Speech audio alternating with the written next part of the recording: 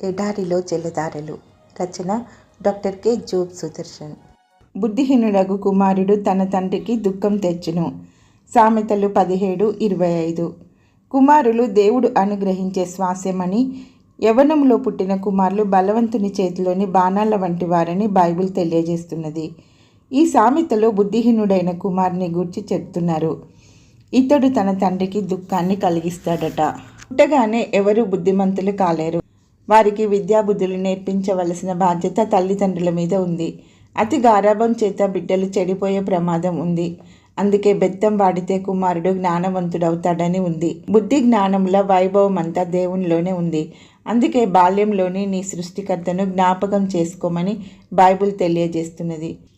కుమారుడు బుద్ధిహీనుడయ్యాడంటే తల్లిదండ్రులు వారి బాధ్యతలు సరిగా నెరవేర్చలేదని అర్థం. అటువంటి తండ్రికి శిక్షగా దుఃఖం లభిస్తుంది. పుత్రుడు జన్మించినప్పుడే సంతోషించి వాని ఆలనా పాలన చూడకుండా అశ్రద్ధ చేస్తే అతడు బుద్ధిహీనుడైతే అతని తండ్రికి దుఃఖం కాక మరేముంటుంది?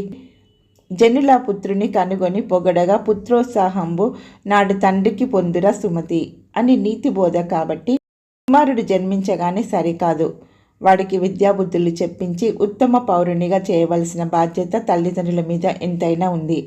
కానీ కొడుకు పుట్టితే అతని వరకే కాదు, తండ్రి గుణాలను కూడా అతడు చెడగొడతాడు. అంటే చెరుకుగడ్డ పిలకలు పెడితే అనగా చెరుకునకు వెన్ను పుడితే చెరుకున తీపినంతా చెరిపేస్తుందంట. సొలొమోను కొడుకు రెహబాము మూలంగా రాజ్యము 2 ముక్కలైంది. తీపి చెరుకుగడ నిస్సారం కావడానికి దానికి వెన్ను పుట్టడమే కారణం. అలాగే తండ్రి పేరు ప్రతిష్టలు చెడిపోవడానికి అతనికి పుట్టిన కుమారుడే కారణం. దావీదు కుమారులు దీనికి ఉదాహరణ. ఇటువంటి వారు ఉన్నా లేకున్నా ఒకటే.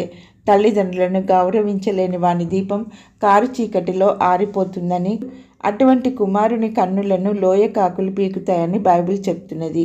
నీ తల్లిని తండ్రిని సన్మానించమని దైవాజ్ఞ. తల్లి తండ్రి మీద దయలేని పుత్రుడు పుట్టనేమి వాడి గిట్టనేమి. పుట్టలోని చెదలు పుట్టవా గిట్టవా.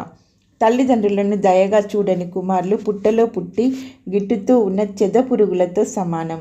చెదపురుగులకు తొలిచి పాడు చేసే గుణం తప్ప మంచి గుణం ఒకటి కూడా లేదు. చెదలు వినాశకాలే కానీ నిర్మాణాత్మకాలు కావు.